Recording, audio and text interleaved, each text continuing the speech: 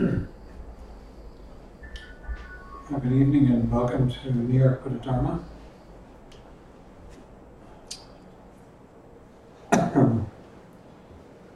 We're working our way through the profound treasury of the ocean of Dharma, which is a compilation of 13 years of seminary talks by Chogyam Trungpa Rinpoche. Every year he would take his students off for 3 months, take some of his students, usually anywhere from 100 to, I think, 250 might have been the largest. 350? I guess. And usually they would rent a resort in the off-season, like Snowmass in the fall, and Chateau Lake Louise, and up in Jackson Hole, Wyoming the first year in the fall. And spent 3 months practicing and studying. And he would give lots of talks, and those were digested into 3 volumes called The Profound Treasury of the Ocean of Dharma, which is almost a pun, because his name, Chogyam Trungpa, Trungpa is the Tulku name, but Chogyam means Ocean of Dharma. Chiki Gyatso, it's an abbreviation of that. So it's the Profound Treasury of the Ocean of Dharma. And we're in volume 1, which is on the Hinayana, the first division of the Tibetan 3 yana, or sometimes 9 or 6 yana system. There are first 3 main divisions: the Hinayana, the foundational vehicle, he preferred to translate that as, and the Mahayana, the greater vehicle, and the Vajrayana, which is the adamantine or indestructible vehicle. Yana means vehicle. And we are on chapter 52 of volume 1, the Hinayana, and the subject is suffering. And he's been treating it in one chapter after the next. And this chapter 52 is called Dissecting the Experience of Suffering. And he points out, we just basically we start with the idea that suffering is really was the first teaching of the Buddha after he achieved enlightenment. He taught the Four Noble Truths.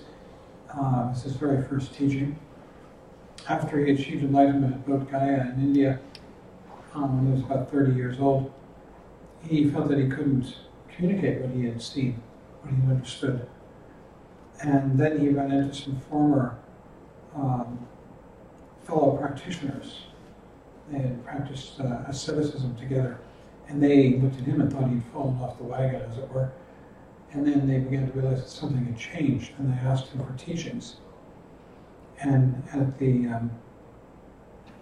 deer park in what's now called Sarnath, outside of Varanasi in India, he gave his first teaching, which is the teaching of the Four Noble Truths, and of course the first of the Four Noble Truths is the truth of suffering. These all are about suffering in one way or another. The first 2 truths are about the fact that we live our lives immured or immersed in suffering. So the first truth is about the fact that there is such thing as suffering in our lives. And the second is that there is a cause or an origin to the suffering. The second 2 truths are about how we might achieve freedom from suffering. So the third noble truth is the truth of the cessation of suffering and what that might look like. And then the fourth is how one might get to the third, the means to get to the goal. That's the path that leads to it. And he's really now on the first of these, the truth of suffering, because the fact is that in order to get anywhere on the path, one has to have a very clear, incisive understanding of what suffering is. And in fact, if one understands and sees suffering clearly, that is the way in which we tread the path. And in fact, the opportunity to find release from suffering presents itself automatically if we can see suffering clearly. So it's really important that we understand this. And in fact, really, there are sort of two modalities for being involved with suffering. And these are the same two modalities for being involved with thought. When one is immersed in it, in the suffering, you don't even know that you're just so busy doing it, like you're lost in a dream. You're angry at somebody, you're sorrowful about some loss, and you're just completely caught up in the story of the suffering. And then you might step back and say, oh, I'm having this thought. Oh, I'm suffering. And in that moment of stepping back, there is a freedom from it. There is a clarity.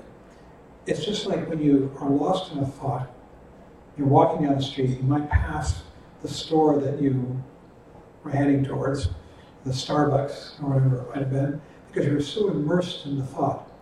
And then suddenly you realize you're thinking, for whatever reason, maybe a horn goes off, maybe you just wake up, and you see it. And at that moment, you're back. There is nothing further to do. You have awoken. And you're back in clarity. And then you have an option. So are you going to go back to that Starbucks that you passed 50 feet back? Or not? And are you going to go back into the thought? Or not? Actually, we don't really have that option of not going back into the thought because these thoughts are so habitual and have such an inertia that every time we achieve some clarity, we say, oh, that wonderful clarity is here. I'm back. I'm in this awareness now of the present moment. And then seconds later, or however long it might take, each one of us is different, we're lost in thought again until we wake up again. And there's this constant process. This is the path of meditation, is to constantly wake up from thought. So suffering, the word for suffering in Sanskrit is dukkha, and in Tibetan it's dukna, which he translates interestingly as misery and wretchedness. We really don't want to be there, wherever it is. It just feels awful. And we are listening to voices in our heads, thoughts, that are telling us very negative things. It might be, my life is terrible. I ought to do something about it, but maybe I can't. And all kinds of terribly depressed thoughts about how nobody's going to like me. I'm not going to succeed. This is a mess. And even when we're having so-called happy thoughts, they're tinged with, is it really going to last, this happiness? Is it really true? Is it really solid? There's that sort of, that quality of pain in the happiness. Can you really trust it? Can you hold on to it? Is it going to go? Because you know that it is. It's already fleeting.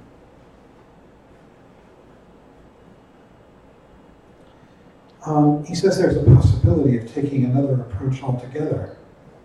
There's a possibility of saving ourselves from such misery and pain.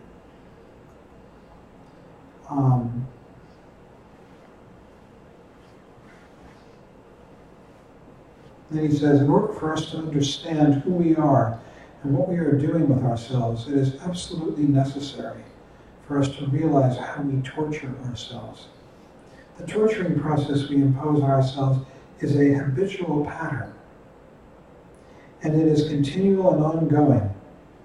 And then he gives the analogy of how you're traveling, and you get to your destination, and you check into your hotel, and you're immediately making plans for the next leg of your trip, and you're booking your next airline flight, and you're going to the airport and getting on the plane. This is the way we think in our lives.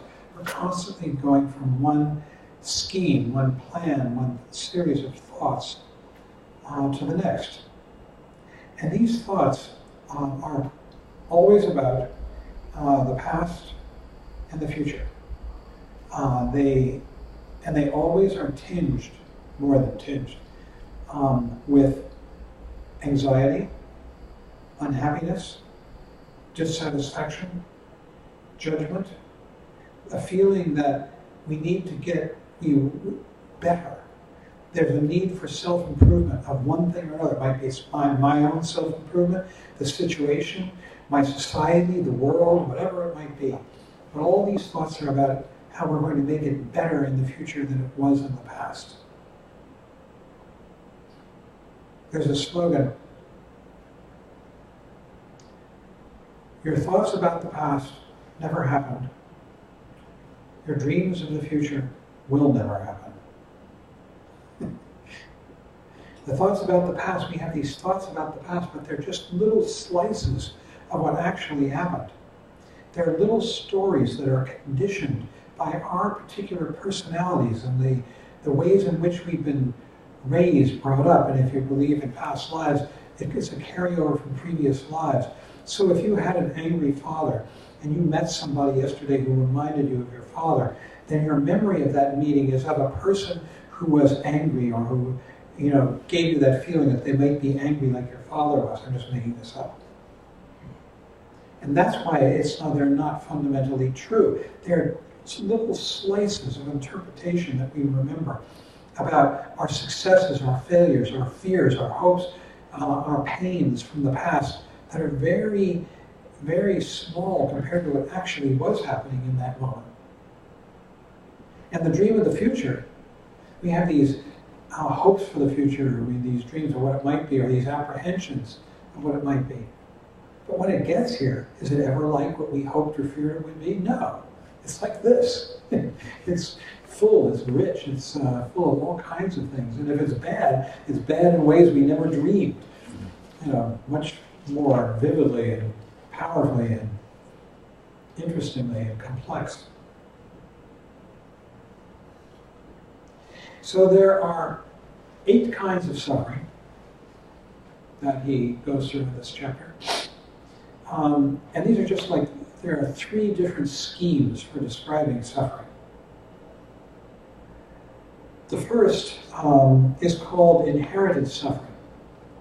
And it's summed up in these 4 words: birth,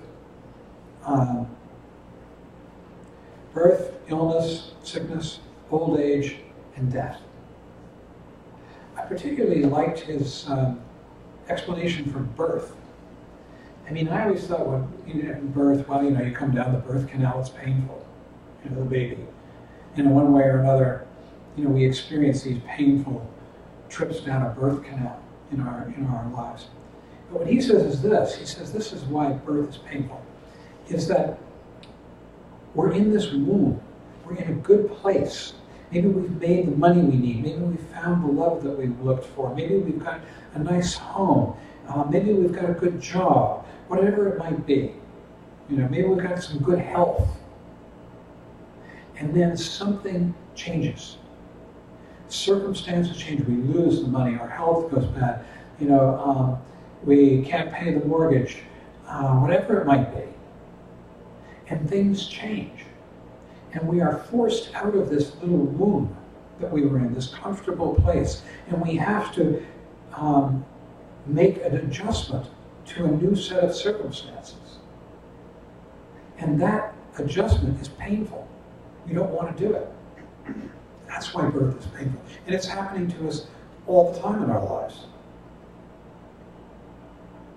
Little ways, big ways. Maybe we're at that Starbucks and we're enjoying coffee and now it's time to go because you've got an appointment. You look outside and it's absolutely pouring rain. And you're like, oh no, I don't want to go out into that. I forgot my umbrella. And you have to go out and deal with it. And dash for the subway or whatever it is. We're constantly being born into a new and unexpected situation that we didn't plan on. Just like the baby comes down the birth canal and suddenly there it is in this cold, dry environment, and it cries. The baby cries as it comes out of the birth canal. And that's what we're doing. Old age. It talks about how tremendous loss. Your senses become less brilliant and less vivid. Maybe your hearing goes. Maybe you have to have joints replaced. Maybe you lose organs and have to get prostheses. One way or another, old age is a process of loss. And he says, and it's really true too, that you lose the ability to enjoy life as much as you did when you were younger.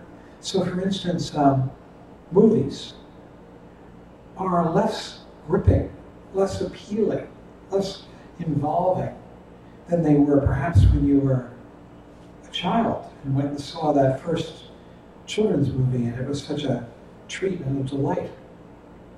And even later, just this slow diminution of the ability to enjoy pleasure in one way or another, eating, making love. Getting old is losing your sex drive and the powers of sex to some degree. All kinds of things are being attenuated as we get older, and this is the suffering of old age. Let's see what he says. He says, entertainment doesn't last as long. You begin to decay. Your tongue is numb. Your eyes are dull. Your hearing is weak. Your sense perceptions do not work. That general experience of decay. You go to your doctor and complain that things are wrong, but he tells you it's just your aging. And the older you get, the faster it comes. And then maybe you have some catastrophic accident or illness or some disease that speeds it up. Which brings us to sickness, which is based on, that's the third one, based on the occasional panic that something might be terribly wrong with you or that you might die. Your body gets in the way, an inconvenience with resentment for being helpless as in a hospital.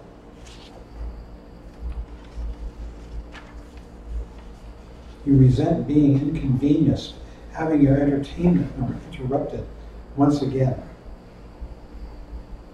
Disease is a real drag, but I mean, everybody in this room looks fairly functional, but all of us know people who are dealing with serious illness, and we know people who have died from serious illnesses. And the older one gets, the more of those there are in your life. I've started keeping a list some years ago, and it's way over 100 now. People I've known who have died. Part of it's being involved in the Buddhist world, when knows so many people. And when you know a lot of people, you know a lot of people who are getting sick and dying. And I call up my friends in Boulder, Colorado, or wherever, and they tell me, oh, did you hear that so-and-so died last week? And it's shocking. So finally, death. Not having any opportunity to continue further in your life. You have to leave everything you love. When you get ill, if you lose a body part, well, you lose a body part. You lose a lover, you lose that person. But when you die, you lose the whole world. And that's a tremendous loss. And of course, if you subscribe to the Buddhist teachings, especially the Tibetan Buddhist teachings, describe the process of death and rebirth. And as one dies, the whole world falls away. The elements dissolve, earth, water, fire, and air. And the body is dissolving as that happens. And then a lot, not all, but a lot of the mind falls away. The thoughts of passion, aggression, and ignorance fall away. But the basic fundamental karma may not. It may keep going. There's always an instant in the death process when it's all gone. And if you can recognize that moment, that's the final moment, true moment of death. It occurs well after physical death. Then you can achieve enlightenment in that moment. But most of us are so busy dreaming. It's just like in the course of our day, we don't come back and notice moments of awareness or clarity because we're so caught up in our dreams, the forward momentum of those dreams, the same thing in death. And so we are caught up in our dreams and we dream ourselves right into the next birth. Right through the bardos. There are two bardos which occur after death. There's actually three death bardos. There's the painful bardo of dying, which describes how the body and the mind dissolve. And then right after that, then there's a moment of a little snap like this, when there's this opportunity for enlightenment. There's pure awareness. And they call that the mother and child moment. Because if you've practiced a lot at that moment, and so that you've experienced awareness during your lifetime, then that's the child awareness that you have cultivated. The mother awareness is the real thing. And you see the mother, as it were, as a metaphor, at that moment of pure awareness. And it's like a child leaping into its mother's lap, if you've prepared. But most people have not. And it just goes by in a blink. And then, again, if you've prepared, you might see the next bardo. The next bardo means interval. Literally means from to, bardu, from to in Tibetan. From this point to that. So right now we're in a bardo of this class, of this evening, this meditation practice in Tatar. And it has a beginning when we all came in, and it goes to the end when we all leave. Well, in the next bardo, after the painful bardo of dying, it's called the bardo of reality. And again, if you have trained in your lifetime, practiced enough, then you see reality. Not in the sense of this pure open awareness of Dharmakaya. What you're seeing is the Sambhogakaya. That's where all of the energies of reality reside. And you see the 100 peaceful and wrathful deities. And these are the phenomena stripped of confusion, the way in which they arise peacefully and wrathfully. And you also might see the realms. And you're seeing rainbow colors. It's called the bardo of Dharma. One can achieve enlightenment in that bardo, the bardo of reality. But again, most people haven't practiced enough or at all. And for them, it just goes by in a finger snap. They say you reside in the bardo of reality for as many meditation days as you have developed the ability to see. What a meditation day is how long can you stay in awareness. It's not a real day, like 24 hours, because there is no time in the bardo. You know, there's no sun and moon. There's no revolving of the planets. They're all gone. And so it's these meditation days. How long can you stay in awareness? And if you can stay in awareness a long time, you might actually achieve enlightenment in that bardo of Dharma. But most people, it goes by in a snap. They don't even know what happened. Just like we don't see the 100 peaceful and wrathful deities now.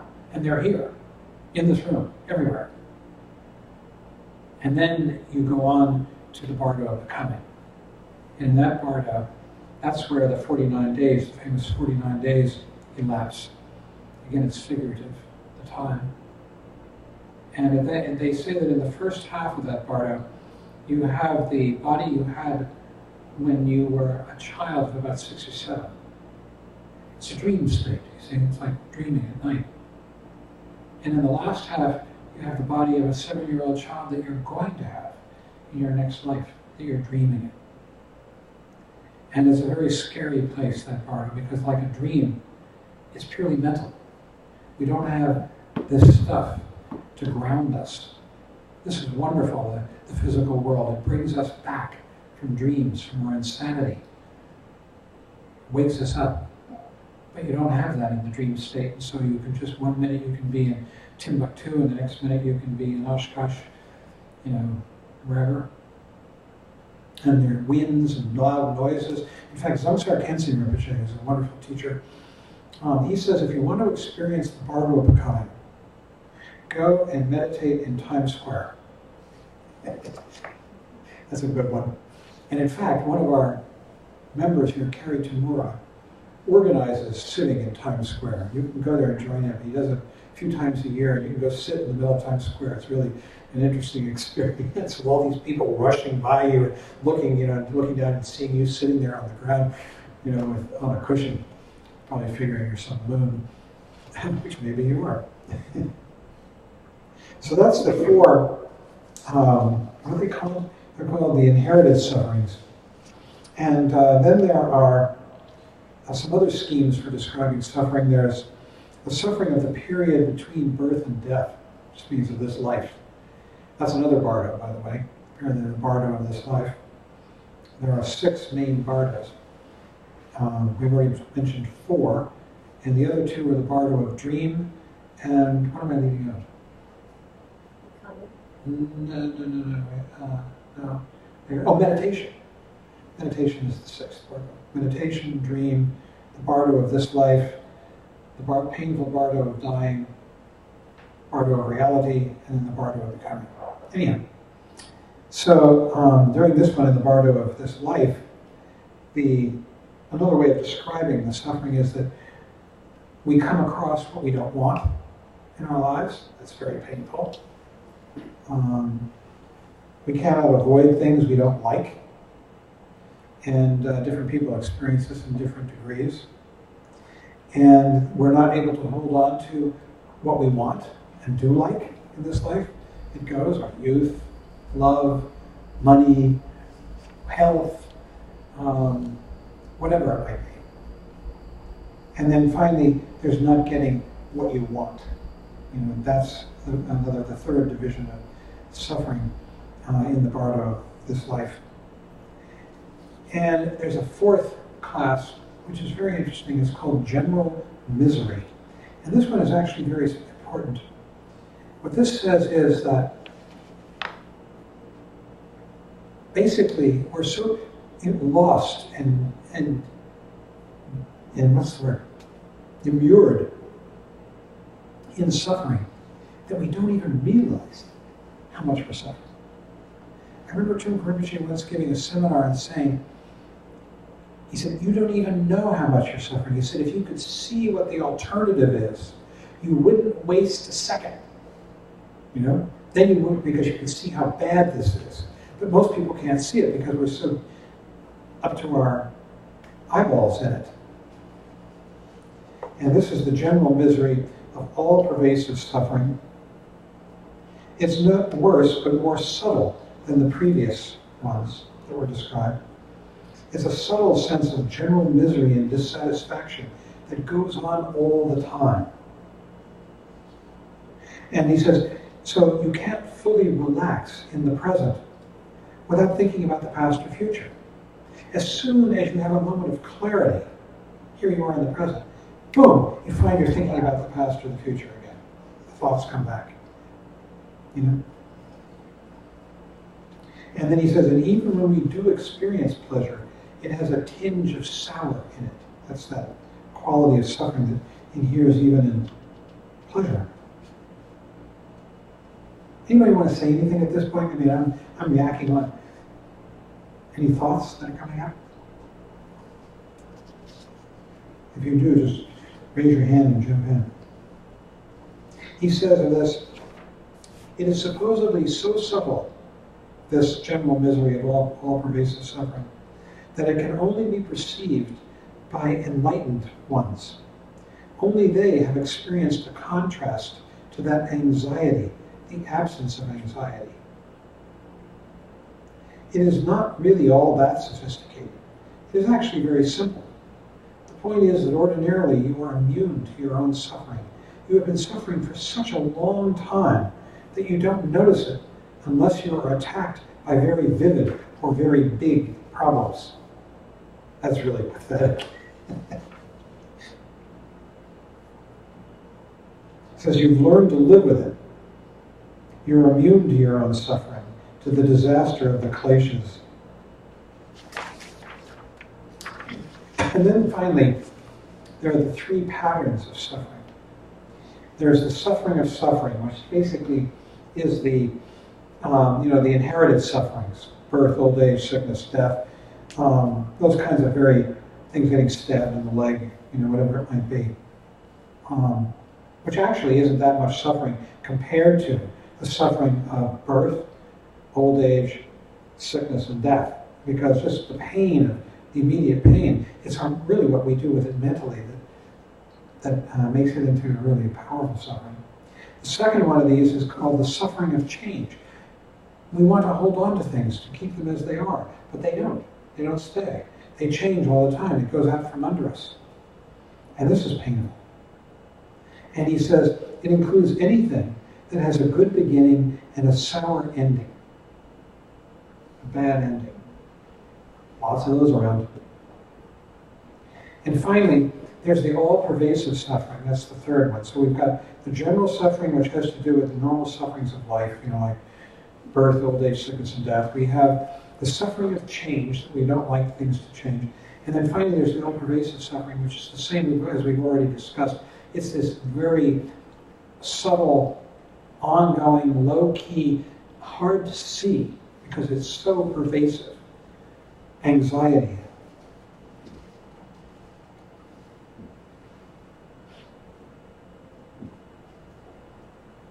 He says, greater clarity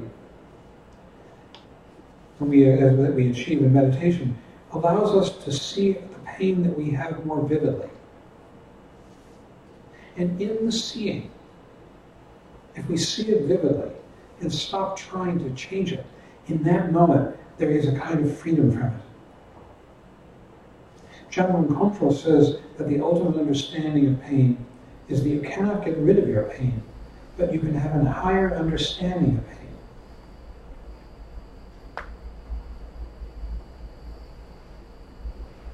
And then finally he says, a person can experience birth without pain, old age without pain, sickness without pain, and death without pain. We can actually declare that as non-theistic Buddhists, we can free the whole world from pain. That's the greatest news. And we are going to do it properly, rather than by worshiping somebody or going into a trance. That was his bête noire. He hated those things. You're going to go into a trance and levitate, and then you'll be blissful. So, any complaints? And we have a mic to pass, right? Yeah. It's up there with Marie. It's right there. Thank you.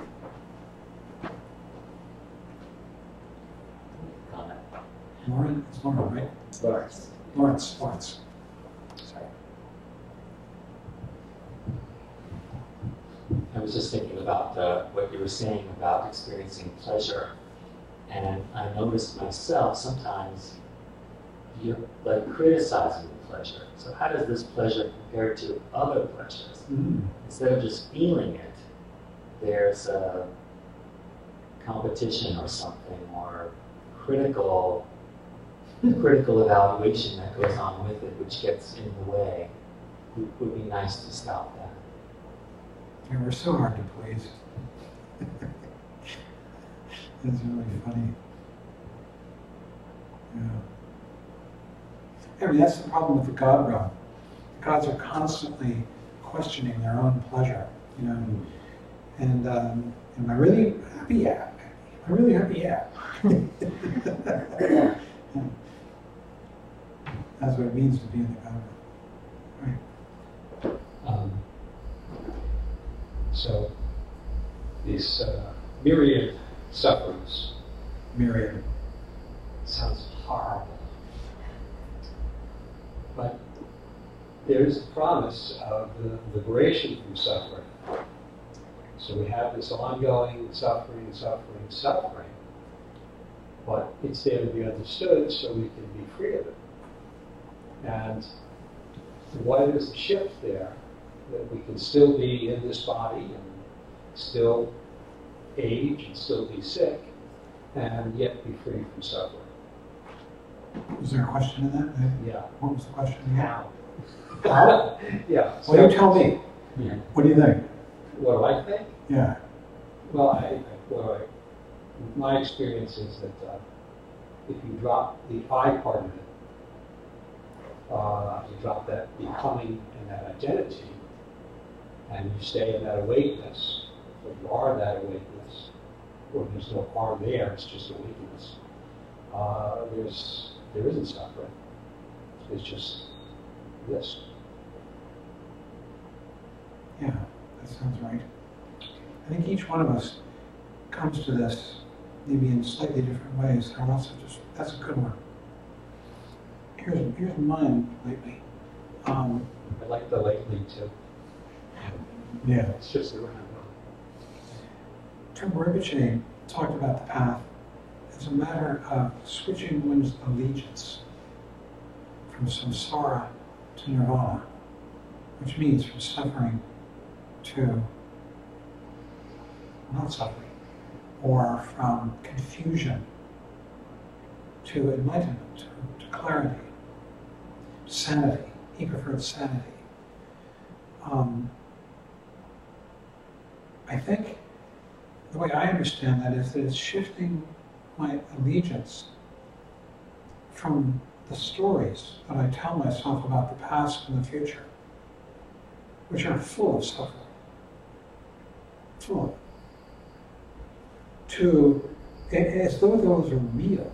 You know, when I'm telling myself those stories, they are real. You know, they are gripping, they are compelling stories.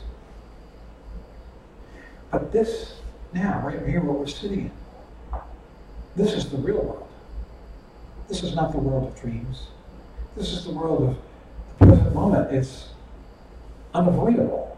You know, it's incorruptible. You can't argue with this. You can argue with your dreams of the past and anticipations of the future. They're just thoughts, stories. But this isn't a story.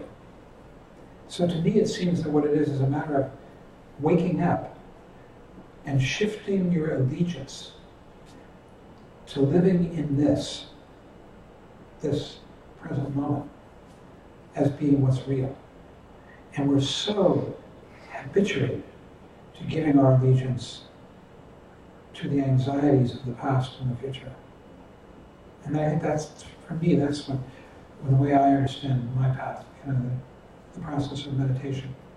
And I think that every time one comes back, you know, from thought to the present, you're chipping away at that habit of going off into thought. It's like, you know, the analogy of the water dripping on the stone. You know, slowly, wearing away the habits of our loyalty to dream, which is so powerful.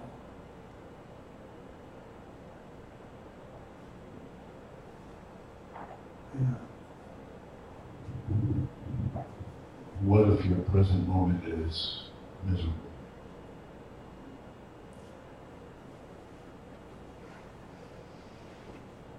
The present moment being miserable, as far as I'm concerned, from my experience, has to do with thought, with looking back and wishing it was as it was in the past, or hoping it might be in the future. It's not like an inability to accept the present moment. If I'm right here in the present moment, there's nothing I can't be with. I feel. If I come here in clarity, without that veil of judgment and thought, of apprehension and regret, those are what make it unbearable. But here in the present, I can live with almost anything, including my own death, you know, and the death of loved ones, you know, that are around me, and the sorrow of that. You know, there's a love in that sorrow, but it's what makes it unbearable is wishing it were otherwise. For me, that you say, Yeah, what's your truth? For instance, I was not in a very good place on the way here tonight. I mean, for a couple of hours before I came. But being here in the present moment, it's shifting, it's moving. So I understand what you mean about the present moment is always changing. Yeah. I mean, you wake up in the morning and you've been dreaming. So your head is full of thought. And if you lie there in bed, you're really lying there in a cloud of thought carrying over from the night. And that thought can go bad very fast. The morning in bed is probably the time that people are most vulnerable to depression. But then I find, as soon as I get my feet on the ground, walk into the bathroom, pee, that's a good one, and then, even better, brush my teeth. It's like those clouds of unhappiness.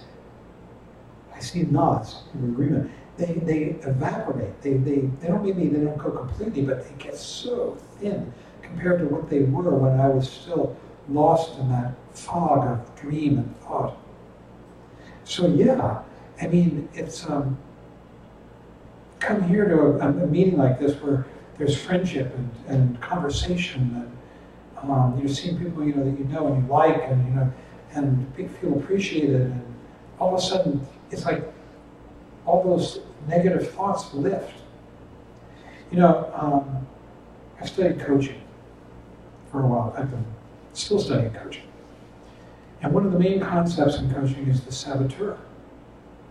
A coach's job is to help the client understand their saboteur.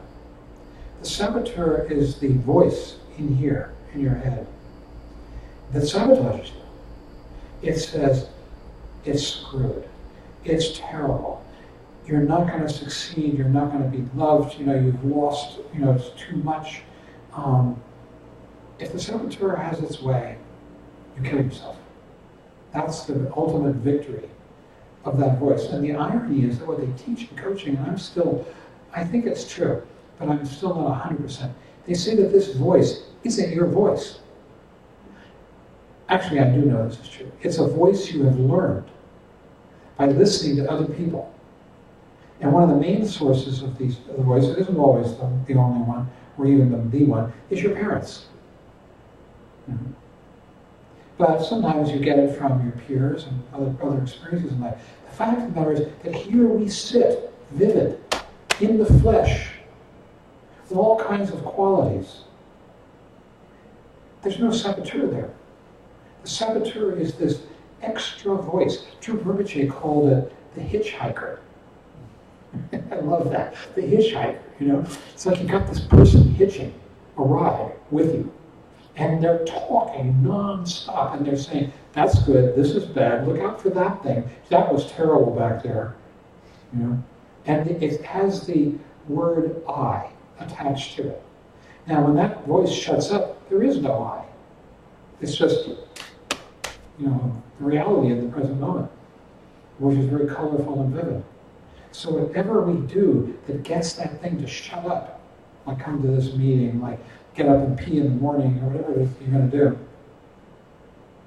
brings you back. Yeah, don't give in to your saboteur. I remember I was talking about this once at the Shambhala Center in New York, giving a talk. And afterwards people would come up, and because it was a big group, and they'd want to say something. And this woman came up to me and she said, a couple of weeks ago, my saboteur almost got me.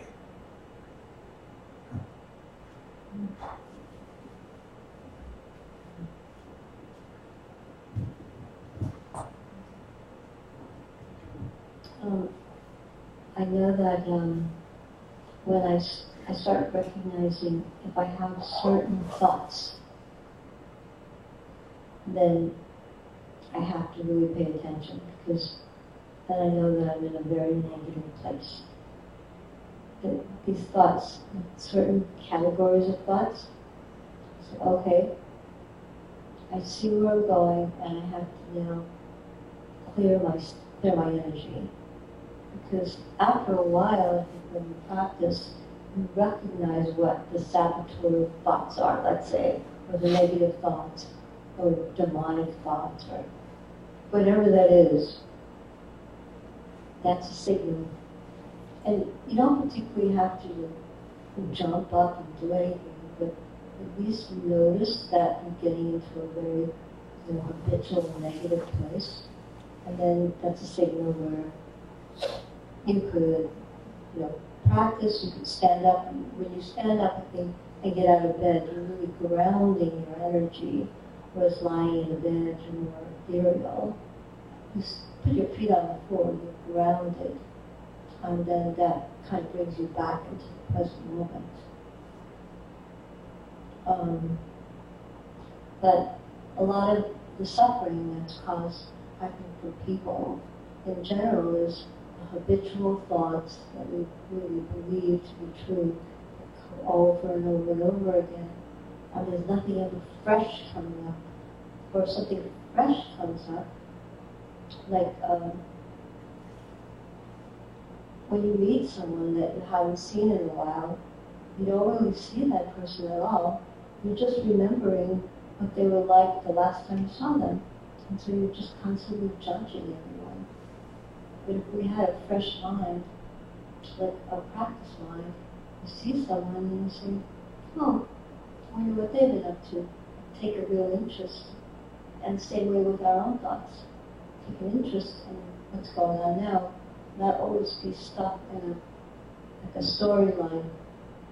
But one of the things that Rinpoche also said about the bardo was that the bardo is happening constantly, from moment to moment. We're going through all the different realms, all the different bardos constantly. And it isn't just boom when we die or at the time of death. We're always going through these different bardos. Like, let's say you open your eyes in the morning, the bardo would be coming, the birth, a fresh day, or when you're sitting on a cushion, taking a fresh start. And then, as you go through your day, you see all the different bardos. Like, when I see something up in the store window, I say, well, you're in the desire realm now. Or I'll like look at something and I'll say, someone, and I'll say, okay, now you're in the hungry ghost realm. Like catching your mind from moment to moment to see where it's going. That's okay, because then you can just relax, have a little bit of sense of humor about yourself, and just be open, spacious, and relaxed. I think that one of the main things that happens in the meditation process is that we begin to realize that we're not that voice with its hopes and fears and dreams and regrets and jealousy and all those things. That voice is a hitchhiker, and that what we are is this vivid presentation with a body and a personality and a style. How many people here have studied the mandala, the 5 Buddha families? Anybody? No. This is, and of course, and this is Vajrayana. This is the sort of the foundation of Tantrism, Buddhist Tantrism. And what it says is this, that phenomena, the mandala, you know what a mandala is, right? It's a schematic for the universe, and there are infinite mandalas. Each one of us has our own mandala. And there's the mandala of this group, and there's the mandala of our neighborhood and of New York, and it goes on and on. But a mandala is a structure for the universe, and it has 5 main components: north, south, east, west, and center. And these are about, what these are talking about is the way in which the phenomenal world arises. All of this stuff in the middle of space is constantly in the present moment, arising and passing away. And we think things endure, but that's just a concept. That's the notion of time. And time is an idea, just like the past and the future are ideas. In the present, as you turn your head, everything changes. And what they call that is like, now there's a picture of Pumla Rinpoche arising, and now there's Becca arising, and now there's that camera, and now the sound of this voice, and now the feeling of my bottom on the cushion. All these things as one's awareness shifts and changes. That is the world of the mandala. And in that world, things arise in one of these 5 ways, or sometimes combinations of these 5 ways. And what it's describing is the vividness of the way in which the phenomenal world arises. The phenomenal world encompasses the 6 knowables. And the 6 knowables are objects of sight, sound, smell, taste, touch, and mental events, of objects of mind. And the way in which they arise and pass away in the moment has nothing to do with ego, has nothing to do with the saboteur, has nothing to do with that voice of depression, despair, anger, all of that. That is an add-on. It's like an echo that's happening in the room, you know? And we pay attention to that voice, and we lose attention to the vividness of this beautiful world as it arises now. And I think that's where our shift is taking place. That we're shifting our loyalty from believing those stories about that they're like echoes in the space, you know, to this. Should I recite that poem? I memorize poems. It's the way I'm staving off old age. And I've memorized the first 2 verses, I hope, of Wordsworth's ode entitled Intimations of Immortality on Recollections of Early Childhood. And it's really about all this. So here goes my attempt at it, okay? It's old language and old rhythms, which is why I find it difficult to memorize this particular thing. There was a time when meadow, grove, and stream, the earth, and every common sight to me did seem, apparelled in celestial light, the freshness and the glory of a dream. It is not now as it hath been of yore. Turn wheresoe'er I may, by night or day, the things which I have seen, I see no more.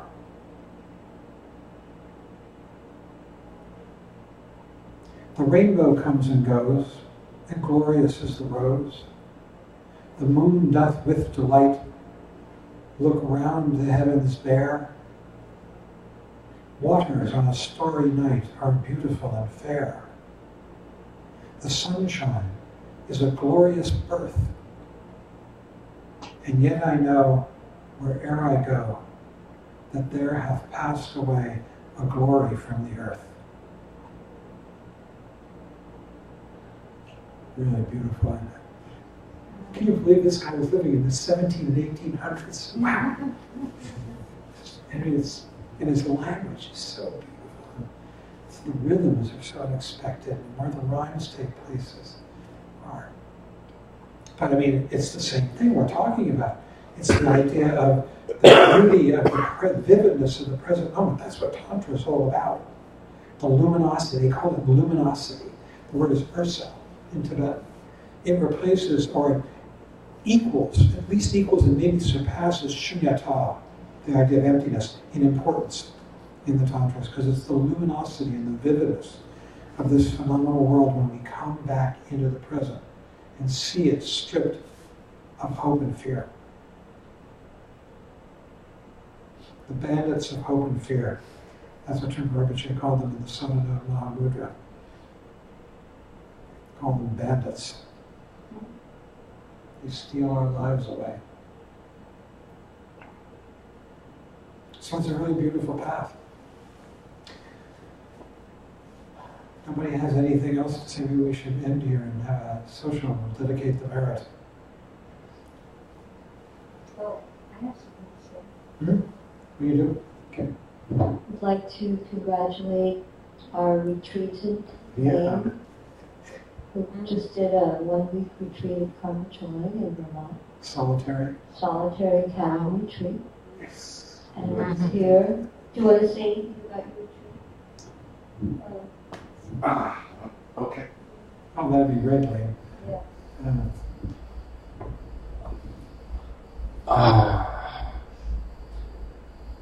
I mean, I couldn't have done it without all the support, not only of my teachers, but of my ancestors, both Dharma ancestors and my blood ancestors. I felt like everyone was rooting for me, so I'm just filled with gratitude.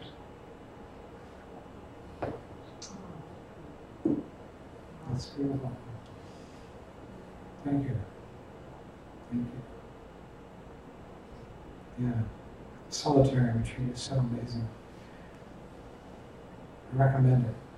First you have to do at least a week of group retreat, before, at least in our tradition. Because we don't want people to go into solitary retreat and fail. We want to know that they can sit for a week of 8 hours a day. Because that's what you do in solitary retreat. And it's terrific to do that. I mean, think about it. Most people in this world have never spent a period of time like that alone, without entertainment. Although it's interesting what becomes entertaining. I always found that taking a shit became very entertaining after some period of time. Taking a shower, bathing, outside, just getting a pan of hot water and bathing. Well, listen, so we should end. We'll want to pass out the dedication of merit for those people? Does everybody know the dedication of merit? Anybody not know? Okay. The idea behind this is that we're giving away the benefit that we have earned through this evening for the benefit of all other sentient beings. And I remember reading somewhere, a student asks the teacher, well, if I do that, how am I ever going to get enlightened? And the teacher says, this is the dirty little secret.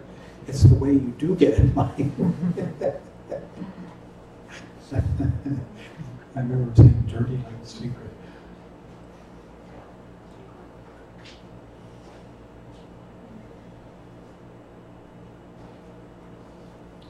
It's the last page.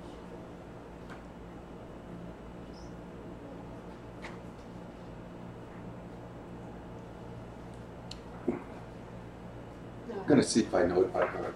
I've been chanting it every night.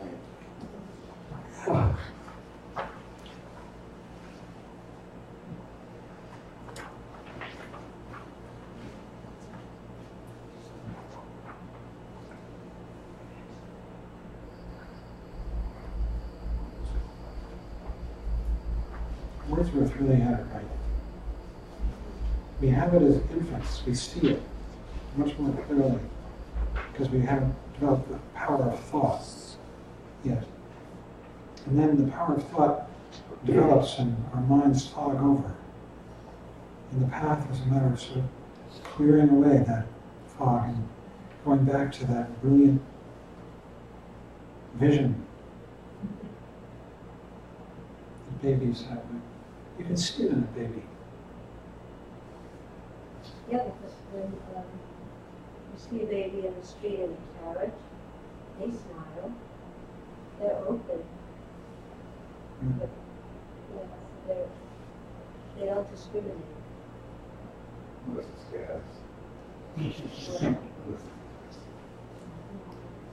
Okay.